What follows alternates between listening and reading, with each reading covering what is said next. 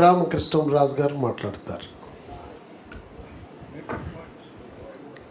సభాధ్యక్షులు టిడి జనార్దన్ గారికి, పెద్దలు అశోక్ గజపతిరాజు గారికి, నాకు మంచి మిత్రులు కేంద్ర మంత్రి చంద్రశేఖర్ గారికి, డాక్టర్ చంద్రశేఖర్ గారికి, మా పెద్దన్న గారు అచ్చెన్నాయుడు గారికి, సోదరుడు పల్లా శ్రీనివాస్ గారికి, ప్రముఖ national and international journalist Venkat గారికి, మీకు తెలుసులేండి, అదే వెంకట నారాయణ గారు, అదేలేండి షార్ట్ కట్ పెట్టాం. విక్రమ్ గారికి, ఇప్పుడే లేట్గా అయినా టైంకి వచ్చిన శ్రావణ్ గారికి, ఇంకా ఎందరో మహానుభావులు ఉన్నారు ఇక్కడ, మా అక్క ఇక్కడే ఉంది, చాలామంది ఉన్నారు. అందరికీ నా హృదయపూర్వక ధన్యవాదాలు. ఇందాక జనార్దన్ గారు మాట్లాడుతూ ఉంటే మా అన్నగారు అన్నారు, ఇంకేటి అంతా ఆయనే మాట్లాడేస్తే మనకేముంటుందని. ఏదో పర్వాలేదులే, అయింది ఏదో అయింది అనుకుంటే మిగిలింది ఈయన మాట్లాడేసాడు. సో ఇంకా పెద్దగా ఢిల్లీలో జరిగిందంతా ఆయన చెప్పారు.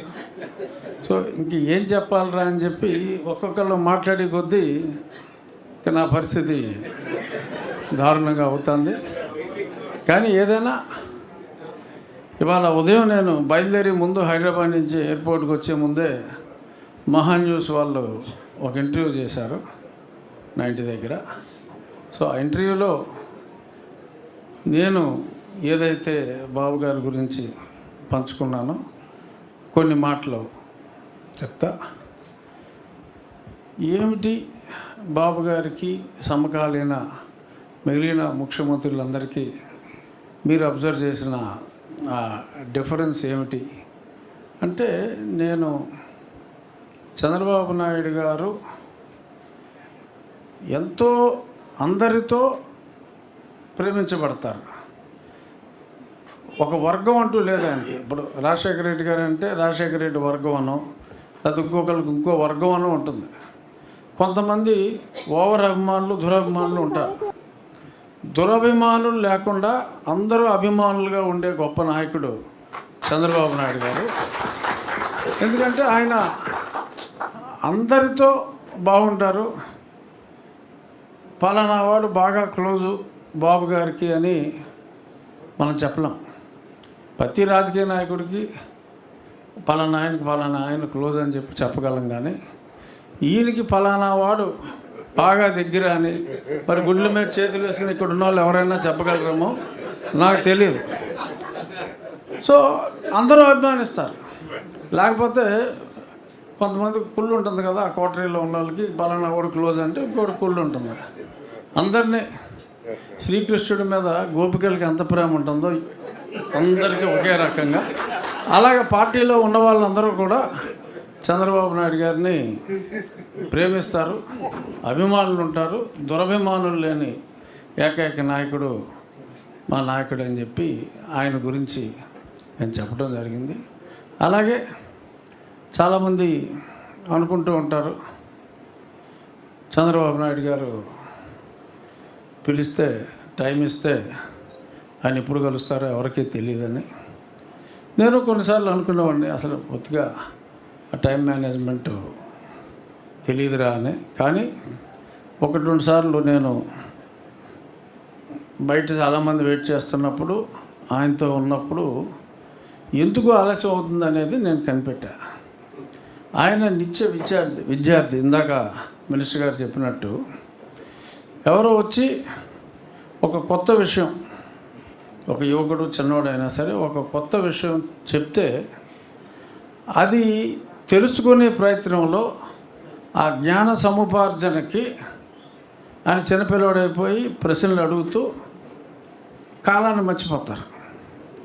అది యువతలు కూర్చున్నవాడికి కొంచెం ఇబ్బంది అయినా ఆ సమయంలో ఆయన తెలుసుకున్న ఆ విజ్ఞానం ఈ విజన్ 2020 అయినా విజన్ 2047 అయినా ఆయన ఒక నిత్య విద్యార్థిగా, మామూలుగా అయితే నాకు తెలిసిలేవా అని చెప్పి రాజకీయ నాయకులు బుకాయిస్తారు, కానీ ఆయన చిన్నపిల్లలాగా అన్నీ శ్రద్ధగా మళ్ళీ ఒక కాగితం తీసుకుని నోట్ చేసుకుని, సో దానివలన ఒకళ్ళిద్దరికి కొంచెం ఇబ్బంది కలిగినా మరి రాష్ట్ర ప్రజలందరూ కూడా భవిష్యత్తులో, అంటే ఆయన విజనరీ లీడరు, తాత్కాలిక ఆనందం ఆయన చేస్తున్న వాటిలో కనపడకపోవచ్చు, కానీ ఒక విజన్తో ఆయన పనిచేస్తారు కాబట్టి,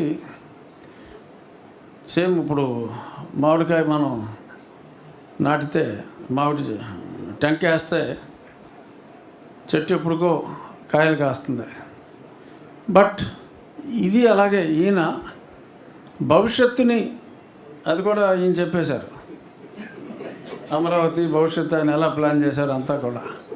సో అలా భవిష్యత్తుని ఆయన ఊహించి, టైం ట్రావెల్ అనేది మనం సినిమాల్లో హీరోలు ఊరికైనా అలాగా వెళ్ళొస్తూ ఉంటారు కదా, ఆదిత్య 369లో వాటిల్లో, అవన్నీ సినిమాలు బోగస్. బట్ నిజంగా టైం ట్రావెల్ చేయగలిగిన వాళ్ళు, ఫిజికల్గా ఇవాళ మన మధ్యలో ఉన్న వాళ్ళు ఎవరైనా ఉన్నారంటే అది చంద్రబాబు నాయుడు గారు అని చెప్పి నేను ఖచ్చితంగా చెప్పగలను. రాబోయే రోజుల్లో రకరకాల దేశాల్లో ఉన్న పరిణామాలు ఏంటి, అక్కడ టెక్నాలజీ ఎలాగ అభివృద్ధి అవుతుంది, ఇటువంటివన్నీ అనుక్షణం విద్యార్థిలాగా తెలుసుకుంటూ, ఆయన తెలుసుకున్న దాన్ని మానవాళ్ళకి ఎలాగా ఉపయోగపడాలి అనేదాన్ని ఆ ట్రాన్స్లేట్ చేసుకునే ప్రాసెస్లో మరి ఆయన విజన్ని ఆయన ఎంత వ్యతిరేకించే వాళ్ళైనా కూడా అభినందించి తీరవలసిందే. ఇందులో ఎవరికి ఎటువంటి ఆప్షన్ కూడా లేదు.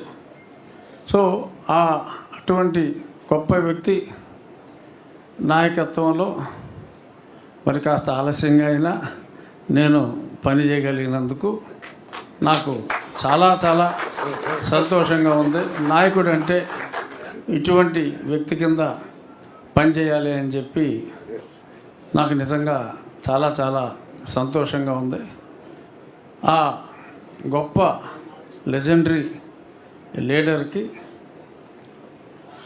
నా హృదయపూర్వక జన్మదిన శుభాకాంక్షలు చెప్తూ, ఆయన నిండు నూరేళ్ళు అదే ఉత్సాహంతో, అదే ముందు చూపుతో ఉండాలని ఆ నెక్స్ట్ జనరేషన్ నాయకులందరినీ, మాదంటే కూడా ఏదైపోయిన బ్యాచ్, ఏదో ప్యాకప్లు చేసి అలా గెంటేస్తాను, ఇలాంటి కుర్రవాళ్ళందరూ బాగా ముందుకి తీసుకెళ్ళాలని చెప్పి ఆయన నాయకత్వంలో పనిచేసి ఆయన తత్వాన్ని అర్థం చేసుకోగలిగితే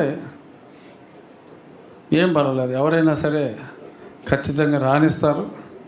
అంత గొప్ప వ్యక్తి. ఇవాళ నేను చెప్పిన దాంట్లో ఇంకొకటి ఏంటంటే, ఆయన వ్యక్తిత్వం గురించి అడిగితే,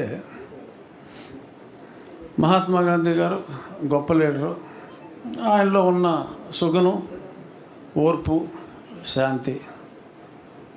బోస్ గారు గొప్ప లీడరు, ఆయనకేమో ఎమోషను. మరి ఎన్నోసార్లు, ఎక్కువసార్లు ఆఫ్కోర్స్ మనం శాంతే చూస్తాం బాబు గారిలో.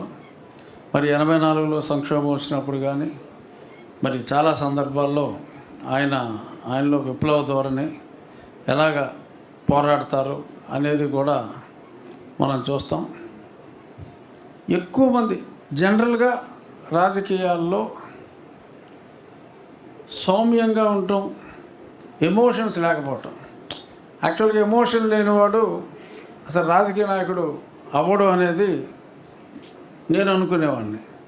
అసలు ఏమి ఎమోషన్ లేకుండా మరి ఇంతమంది హృదయాలను గెలుచుకోవటం, ఇన్నిసార్లు ముఖ్యమంత్రి చేయటం, మళ్ళీ పార్టీ ఓడిపోయినప్పుడు డిప్రెషన్లోకి వెళ్లకుండా ప్రతిరోజు, మరి ఇప్పుడు వీడియో కాన్ఫరెన్స్లు లేని రోజుల్లో టెలికాన్ఫరెన్స్లు అని చెప్పి అందరితోటి మరి సమన్వయపరుచుకుంటూ వాళ్ళకి ధైర్యం చెప్తూ, మరి అన్ని సంవత్సరాలు అపోజిషన్లో పార్టీని నిలబెడతాం.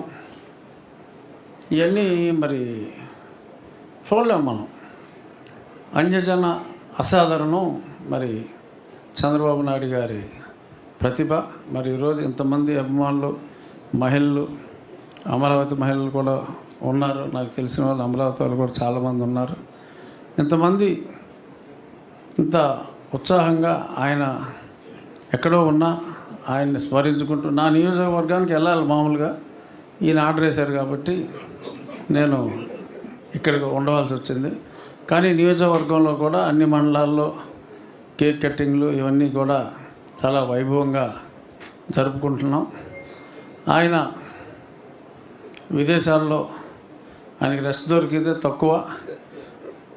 సరే మరి చెప్పచ్చో లేదో, నేను మొన్న అన్న ఎవరితోనూ ఒక 5 రోజులు ఉంటారంట సీఎం గారు, మీకు మంచి రెస్ట్ అంటే, కాదయ్యా బాబు ఇక్కడ ఉంటేనే గుడ్లో మెల్ల, అక్కడ ఉంటే కంటిన్యూస్గా మళ్ళీ వీడియో కాన్ఫరెన్స్లు ఇవన్నిటిలోనే ఉంటారు అన్నారు. మరి నిజమో కదా నాకు తెలియను. అక్కడ ఉన్నా సరే ఇక్కడ ఎవరిని కూడా ఒక నిమిషం కూడా ఖాళీగా కూర్చొనివ్వకుండా అదే వర్క్లో ఉంటారని చెప్పి అన్నారు.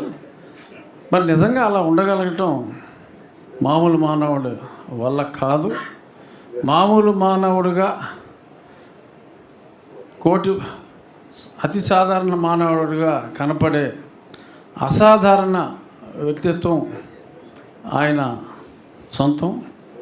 సరే, చంద్రబాబు నాయుడు గారి గురించి మనందరం మాట్లాడాం. కానీ ఎప్పటి నుంచో 78లో ఆయన కాంగ్రెస్ నుంచి ఉన్న, ఈయన జనతా పార్టీ నుంచి ఉన్న అత్యంత సన్నిహితమైన వ్యక్తి పెద్దలు అశోక్ గజపతి రాజు గారు. కాబట్టి ఇంకా నా సుత్తి ఆపేసి పెద్ద ఆయనకి మైక్ ఇచ్చేస్తాను.